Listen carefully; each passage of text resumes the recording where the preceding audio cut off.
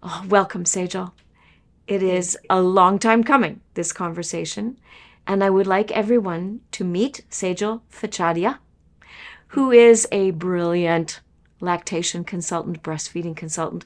And I feel that that description is too minimal of you. Whenever I have observed you at work with either children or grown-ups, you are one of the most intuitive, tuned in humans that I know. And so I welcome you to this conversation. Thank you. I appreciate you having me here. When I'm working with parents who are lactating, breastfeeding, they are mostly having a hard time um, they only call me when there's a problem with latching or feeding. So they'll call me if the baby refuses to take a bottle, they will call me if the baby refuses to latch. So my statistics are skewed in terms of like all the problems that I see are only problems. And then I also want to bring the parent back to what is working for them, correct? Yes. And I think that that's the hard part for me as a provider, that there is an expectation from the parent that you help me meet this goal for myself and my baby. And I am there to do it, but sometimes the babies are not ready for it. Not because they're premature necessarily, but there is a lot of things that happened prior to where we got that has caused like a domino effect for it to land where we are. And to latch, like I just got an email this morning about a 4-month-old baby. The mom wants to breastfeed, but she wants to have realistic expectations in terms of 4 months of bottle feeding and then going back to breast is hard, right? Yeah. So it's mentally and physically demanding because a 4-month-old will push back against the breast much stronger than a newborn. Sure. And a 4-month-old will just pinch down on the nipple and the mom will shriek in pain because they're mad. They're like, I don't want to do this. But the mom is like, no, I want you to do it.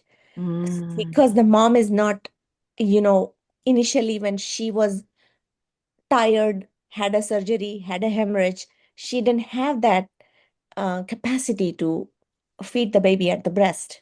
And so she continued doing what was safe and for her and her baby.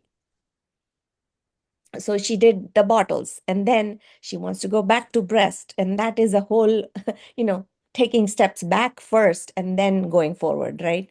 Which is the hard part for parents to get. And then there's this whole factor of where the expectation of breastfeeding is in their head and they're like, oh, I want to breast. Sorry, I can go on it. Oh, you're doing great. One of the things that I heard that we very rarely hear is the perspective of the baby. Mhm. And what I loved about your comment was putting your mind in the mind of the baby as it in the true form of what we mean when we talk about attachment. In the Mhm. true form, Mhm. that there is this dance between caregiver and baby. Mhm. And so often, especially in the early months, the Mhm. caregiver is really more the boss, aren't they? Mhm. And the baby, as the baby whisperer that you are, yes, yes, it's such a key variable Yeah. to comment to parents Mhm. on the behavioral, observable, Mhm. motoric reactions that their child will have Mhm. emotionally Mhm. to the cues that are unsettling for them. Mhm. Mhm. And so when you talked about the pushback against the breast, Mhm. and that makes me think about what that will do to the oxytocin system of mom. Oh yeah, it dysregulates them tremendously, and it's very sad to see their heartbreaking because you can see the some moms will show up with tears and some mom won't show the tears, but there are tears there. Mm. Yeah. And how your role is so much bigger than let's eat, right? It's all of this beautiful dance of communication, Yeah, it's not ever just feeding, ever. right? And Yeah. co-regulation. So much, so much. And how that little tiny explanation that you just gave us, Mhm.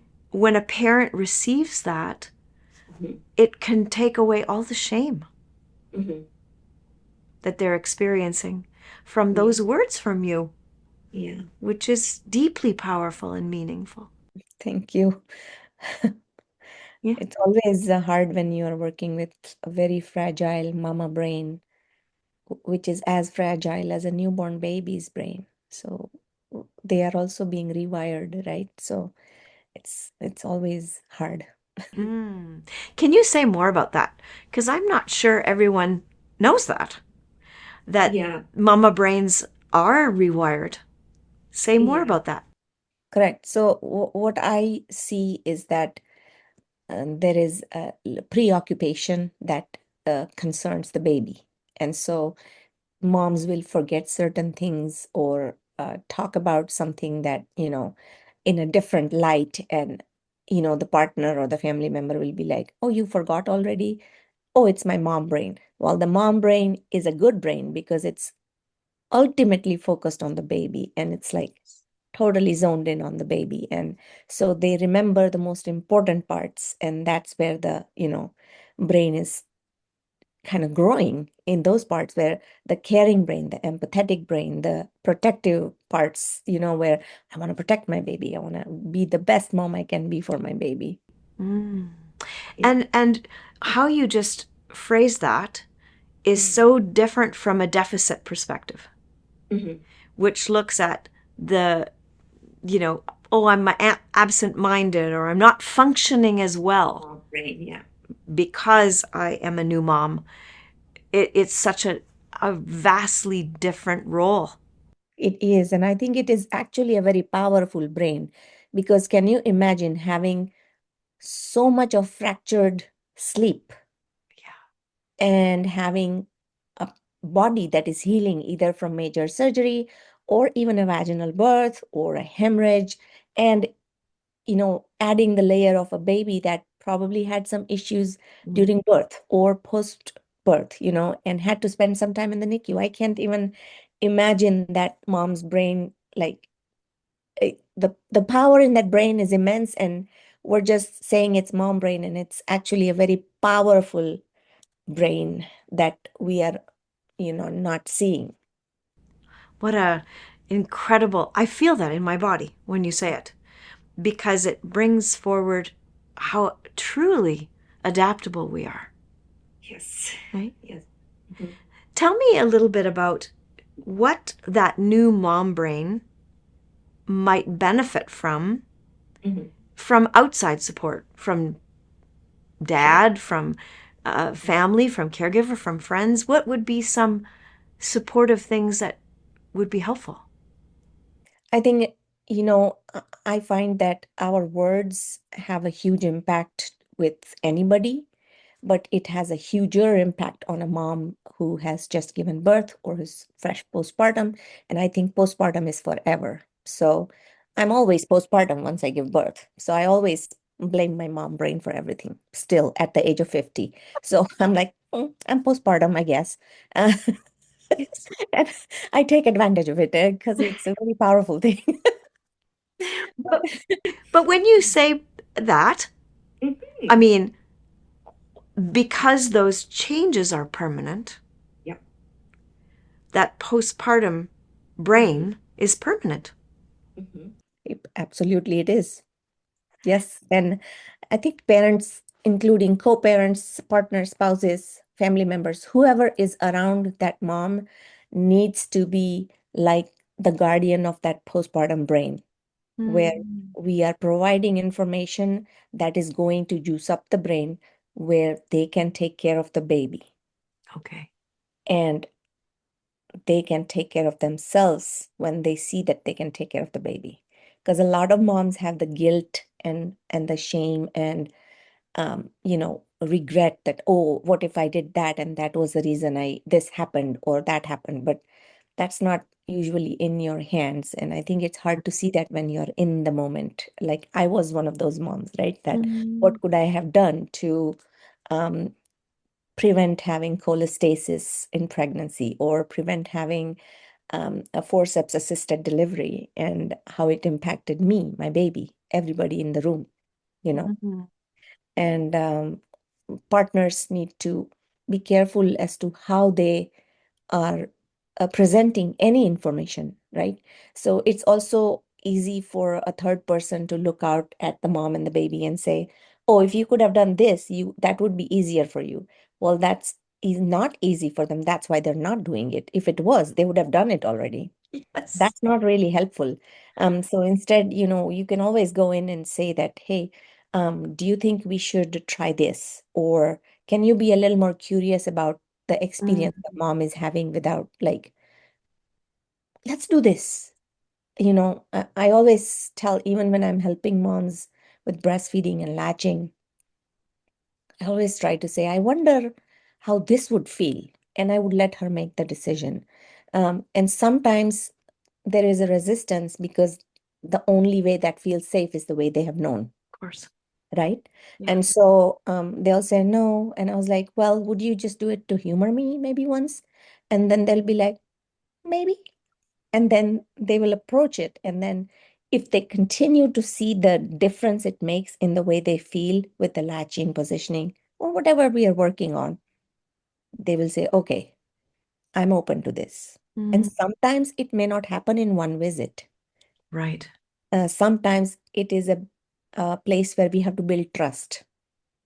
And the trust is not easy to come, not for a provider, but even for partners, because the mom's brain is always thinking about the baby. Right. And that is how the genes are, and Mm, that is how the programming of the brain of the mother is, where they are not going to always have an agreeable, demeanor to what you are saying, even though the logical brain may know this, but their emotional brain and the brain that is connected to that baby's brain, that wiring is way stronger than the other wiring. mm. You know, I'm in the middle of getting ready Mhm. to launch our new course in Australia called Yes, called Attachment Matters. I'm still hoping I can go. Wow. Well, that's not why I'm saying it, but No, no, I because want to though. you're It's you're like get my jam. you're getting us ready, getting me ready for this dialogue because what you're deeply tapping into Mhm. is these barriers or ruptures that occur Mhm. in this attachment time frame that Mhm. sets up that right orbital frontal cortex Mhm. for its job of regulation of the other parts of the brain. Yes. And these, how you come alongside the Mhm. caregiver, the Mhm. parent, both Mhm. parents, grandma sometimes, right? All the time, All yeah. the time, yes. Yeah. Deeply sort of impacts, and I feel it like a little turn, Mhm. how this attachment, alignment, and Mhm. attunement might shift, Right. and what a key time for this It to is. occur. Hmm? It is. Yeah, we cannot expect a mother to take care of her infant solely on her own without us mothering the mother. Mm. You cannot. It's just unexpected. It's like unrealistic expectations, is what I would say, to expect that from a human being who has just gone through, you know, literal rings of fire to give birth. Yeah. And it's a lot. It's a lot on the body. It's a lot on the mind, and you know, um, especially as a provider, I feel like we need to play an active role in not just advocating for the mom in terms of just feeding or other, oral motor stuff or anything, but also kind of looping in the family into how can they assist, because a lot of us who live in nuclear family cultures are not familiar with how to help someone unless it's being specified. And the mom brain is so focused on the baby that she will forget to eat sometimes, or they will forget to ask for water even, Okay. while they will forget to go to the bathroom before they sit down to nurse, and they are holding their bathroom for like forever Yes. because the baby's nursing for 30 to 40 minutes and the mom's like sitting and this like uncomfortable waiting. Well, can we just do a simple task of reminding the Mm. breastfeeding parent that, hey, can you go and use the bathroom before you sit down to nurse? Um, and then if they don't want to go, that's okay. But bring them a plate of food, bring them a refill Mm. of their water, bring them some warm drink that they like to drink, and don't ask them what they want because their brain is not even have the capacity to tell you Wow. what they want to eat. Because their response will be, no, I just need to feed the baby. Wow. This is incredible information. Incredible information. In the fact that, well, one of my friends and colleagues, her name is Dr. Nicole Mhm. Letourneau. Uh-huh. She is a researcher from the University of Alberta, Mhm. and she studied maternal depression. Mhm. And one of her studies was on dads, Mhm. and she looked at babies. Mhm. This is many years ago, Mhm. and their nervous systems. It Mhm. was EEG measures, Oh, yeah. and the impact of dad taking over the role of mothering in the way she describes it versus dad taking care of mom. Mhm. And her study described that dad's role of caring for mom had a greater impact on the developing nervous system of baby than taking over the role directly. And that's a big deal for dads. Big deal. Yeah. But I think in the illustration, it illustrates what you've just said, Mhm. that mothering of mother Mhm. in especially those very early phases. Not that Mhm. dad isn't Mhm. important Oh, or no, that doesn't is have, very important. right? Any partner, any co-parent is super important. But the way the roles um, kind of change as there is pregnancy and then there's birth and then there's postpartum, the roles are different for the partner and they have to switch hats. Yeah. And that is a hard thing to do for every adult. Any change in the routine is a challenge to our brain. Like, no, I would like my coffee on the same chair with the same cup of coffee and same brand of coffee and same newspaper. That's how we are used to like thinking. Unless you are traveling a lot like me, I am just like, okay, give me a cup of coffee. I don't mind. But, if you are a person of habit, a creature of habit, and you want a certain thing a certain way every day, then that's what you expect. And dads are usually very helpful and they want to fix things. That's what their brain is telling them all the time that "Uh, I feel helpless. I want to fix this for you, my partner, my wife, my loved one." Yeah, right. Mhm. And so they feel like they don't matter, but they matter humongously. Even partners matter humongously. The reason is because if you can give your best shot at taking care of your partner who is breastfeeding or lactating or even giving birth, you are doing the job of a hero. Mm, You are.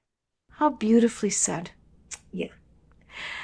Lots, as you know, Bob, my husband Bob, he Hmm. was a single dad to Lisa at 3 months of age.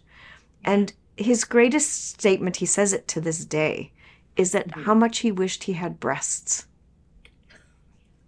That this role of single dad Yeah. and feeding, how that Yeah. would have been, it Hmm. was the one thing he wished he had Hmm. in his capacity, Hmm. because of the value that he Hmm. knows that has, but also the interrupter to prepare the milk. Hmm. It was just such a profound statement that he makes over and over again. Absolutely. And I think it is a huge testament to the kind of parent he is and he remains. And that's, you know, I don't wish that upon any parent that they have to do single parenting, because it's a lot for one person to do. Um, uh, it's doable, but we really want the parent to thrive along with the baby. See, the Mm. problem is when we sacrifice the parent's mind and body for the baby, that doesn't work out for us in the long term. Say more about that. Well, if we are saying that, oh, I am going to take care of this baby on my own, and we are expecting this parent to do like a fantastic job of raising this tiny human from like being completely dependent on them to being independent later on, not as a baby, never as a baby. I will say that again, just because I'm just so against like self-soothing and self-independence for babies, 'cause it's just physiologically not a right way to think about humans. And if you want to start good humans, you start with having good environment for the babies, and that's the way to make good humans, right? So, Mhm. the beginning has to be, you know, a good beginning. And so, when we are expecting this parent to birth the baby, breastfeed the baby, and also sleep less and eat whenever whatever comes to their hand because they are single parenting or they don't have enough support in their homes, then we are not setting realistic expectations for the society, that as a society we are going to create this human being who is going to be all responsible and all, you know, like a perfect human, if there one exists, which there isn't, but still like a person who's empathic and who is able to see the world with compassionate eyes and Mm. just curiosity. We don't have that because we have already created a setting where this brain is in kind of survival mode per se versus a thriving brain, right? Wow, yes. So I feel that that's what is expected from the mothers, especially in the United States. Here, what I see is that we have set these guidelines of the World Health Organization tells us to have 6 months of exclusive breastfeeding for all babies, and up to 2 years you can nurse, and whatever the guidelines are, they're fabulous. And I want all of those guidelines to work for all the parents. But the problem is that we do not have set up for the infrastructure to help and support the mothering process, right? So if we are not giving support for the mom, that somebody comes to her home and helps her with feeding her baby, somebody comes to her home and cooks for her, somebody who does her laundry for her, somebody who fills her water bottle, somebody who makes a Mhm. snack for her in the middle of the night at 2 o'clock when she is lonely and nursing in the middle of the night in very little light, and this tiny human is screaming at her in the night and like, wah, wah, wah, I want food. And she's like, I'm getting it, I'm getting it, I'm getting the breast ready. And then I got to go to the bathroom, and the partner next to them is snoring, like there's nothing happening around them. And uh, I had one of those partners, and I honestly, I hated him. I was Mm. like, how dare you? And then the next morning when I Mm. hear my partner tell me that, well, you should have taken a nap when I told you to. Mm. But that doesn't help. It's not helpful. She knows she should have taken that nap, but she couldn't. She Right. couldn't get a shut eye for some reason. Yeah. What are you doing to help right now? That's what I would ask the partner. I'm sorry, I'm a little fired up when it comes to like not supporting the, Moms. the moms. Well, what was really passionate in that statement Mhm, was your discernment between mothering and breastfeeding, mhm. because they are often seen as the same thing. Yes, they are. And you just illustrated for us Yeah. the, and as an occupational therapist, Mhm, one of the things that's really interesting is that we look at human occupation, mhm, which is what is it that is important in human performance of daily life. mhm. Mothering is a human occupation. It is so much. And so the qualities of mothering, Mhm, of which breastfeeding fits under an umbrella, but there mhm, is a whole skill set mhm, and a whole brain set mhm, that sits like an umbrella on top mhm, that fits within a neurobiological backdrop mhm. in a family setting, in a community setting, in a Yes. cultural setting. Big one, yeah. that I think is very important as a reminder because, I just think of the number of moms that I know that have to go back to work 3 months for survival of their family, Yes. and how, that is it's not compatible necessarily, Mm-mm. right, No. with what the brain is set up to require. Yes, and to require that from an infant who doesn't know. I mean, just for curiosity's sake, I went to work at a daycare to learn more about what American daycare is about because I didn't grow up in a daycare system. I grew up in a joint family with grandparents, and Yeah. my dad's aunt was also living with us, who was deaf and mute, and Wow. she lived till she was 90. So it was very different from what I see here. And so I was like, I'm going to see. And I saw babies that were 2 weeks old and 6 weeks old who were dropped off at daycare out of necessity, obviously, that the parents need to work. And I could see them longing for their parents, right? It's a longing. And as much love as we could give the babies as daycare providers, which I have a whole another can of worms, which I don't want to go into. But I think that if you are taking care of someone's baby, you have to bring in a lot of love into it. And it's a privilege that you are getting to hold these babies and take care of them and not just change their diapers and feed bottles to them, but just to for a human being to give their most valuable, you know, Yes. piece of their heart to you for 8 hours a day. Can you imagine how much trust they put in your hands? It Mm. is immense, and how hard it is for them to do that. Mm. Mm. Mm. I, yeah. And it gives me goosebumps every time I talk about it because it is so, so hard to see them miss their babies and the babies missing them, right? And these parents are working 8 hours and then going home and working overnight to feed their babies. Because a 6 week old will wake up at night to eat. Of That is course. normal. Even a 3 month And old will. such exhaustion, hey? And of course, sometimes baby has siblings that are older that also require care. I So mean, much. it's complex, isn't it? Very, very. When I hear you talk, you're making me think Mhm, about historically my mhm, experience being in an orphanage mhm, in Eastern Europe. And I often describe it because it was a home for kids with special needs. mhm, And they were all between birth and 20, really. mhm, But there were mhm, 60 kids in one room mhm. with one caregiver. Yes. And the impossibility of what that does to the human nervous Mhm, system, right? And I'll never forget that one human. She was deeply loving, mhm. deeply caring, and exhausted, and Yes. constantly feeling like she was not capable. Mhm, mhm. And the nervous system of baby is actually a template of reading the nervous system So of much. the adult, right? So whatever is going on emotionally within the adult is Mhm. reflected and resonant back into the baby's brain.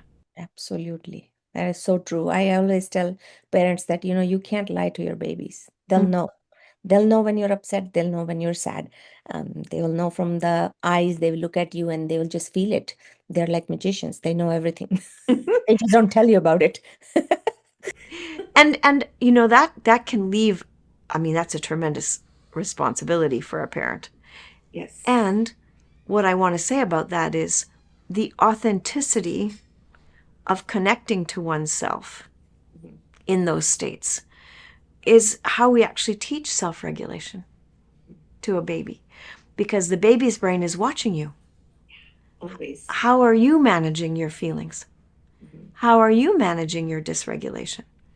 And mhm, that's the background, and it doesn't have to be perfect. mhm. It is a work in progress that is never Always. ending, right? Yes, always. I still find myself like looking at some babies or babies looking at me, and I'm like, are we on the same page here? Are we connecting? And sometimes we are, sometimes we aren't. And I try to negotiate that connection with them. And I tell parents that it's a negotiation. Breastfeeding is a negotiation. Okay. And not all negotiations need to be won by you or won by baby. Beautifully said. Yeah. Um, you once asked me about pain in infants. Mhm. And one of the things that I have been thinking about Mhm. is that the brain does not know the difference between physical pain and emotional pain. Mhm. The structure that is developing in a Mhm. developing baby, called the insula, Mhm. is where perceptions of pain are put together with experience. Mm. Experience that is coming from within Mhm. and from outside. Mhm. And this is highly influenced by oxytocin and the internal opiate system. Mhm. So when we think about attachment Mhm. and pain regulation, or tolerance of discomfort is a Mhm. better word, Mhm. how that deeply fits in this relationship that you're talking about. Yes, yes, that's where I think is a huge missing piece of knowledge for me at least. And you know, we need to I need to learn more about it, where it parts of the the stuff I know, but there are parts of the stuff where I'm like, how do I help Mm, this parent and baby? Like, um, for example, I'll give you an example, if that's okay. please. Uh, if if a parent is coming to me for a baby that is not latching, and I notice that this baby has zero neck at 3 months. The baby is like this. I mean, can you imagine swallowing and nursing like this? It's hard to swallow. Yes. And for the parent to kind of wrap their minds around, like, okay, is there torticollis, is there something else going Right. on, what is going on with this baby?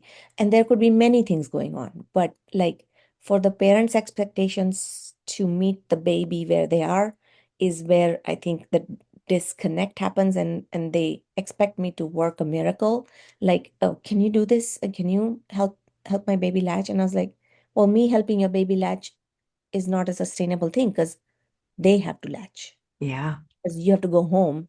I can help you in the moment, but at home, it's just you and the baby. I think what you're describing is an inherent lack of understanding of that concept. Mm. That there is a belief that latching, for example, is a Mhm. skill that is to be learned, Mhm. which it is to a degree, but Mhm. it's embedded in significant contextual factors. Oh, yes, for sure. And that is what is not understood. That Yeah. in my world, we talk about reflux, we talk about torticollis, we talk about vagal nerve insufficiency, we talk about tongue tie. The list goes That's on. exactly what we do. Yeah. But sometimes there is some pain involved for the baby, which I believe is pain, but there is no way to Measure that. know, because there's no way to measure it. And I wish there was a tool that would say that this shriek is a pain cry, not a cry. Like, there are babies that will do the breast boxing and be like, no, no, no, I don't want to latch. And then there will be babies, the moment you ask them to turn their head like this on the left breast, they'll be like, they'll have this really painful shrieking cry, and nobody can touch that shoulder. Very And I'm like, did you have shoulder dystocia? Did you break your clavicle? Yeah. I don't know what happened to Brachial you, baby. plexus. Yeah. Something. I don't know. I'm just thinking what comes to my mind in that moment.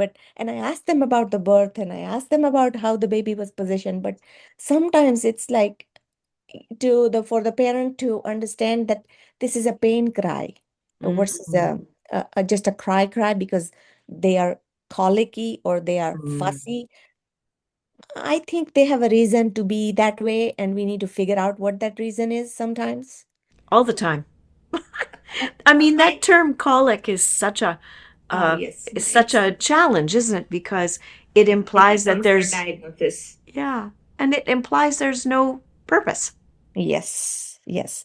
And it's like, oh, my baby cries for 2 hours. They don't cry for 3 hours, so it may not be colic. And I'm like, 2 hours of crying is a lot of crying. And it's such a measure of dysregulation. And in my, what I guess I'm saying back to you is, I think that is pain of some form, That's what I, right? but I'm always scared to like, I'm like, I don't want to freak this parent out. Like, what is wrong with my baby? That's not what I'm trying to say, but I'm trying to Right. say, let's listen to the baby. Yeah. Let's just listen in and see if something small that we make a change in will help them be a little comfortable in their bodies and minds. Yeah. Beautiful. Well, I think this is an incredible beginning Thank to you. many future conversations that we might have. And you and I have been waiting a long time to have this dialogue, and I feel Yes. deeply honored and grateful. I am very grateful that you even chose like me in the Well, I'm just like I'm tickled. You know how I feel about you, so well, just think about all of the wisdom here that I want everyone who's listening to feel in their body. And Sejal, thank you for all the work you do in the world. thank you for being my teacher Mm, so much. thank you.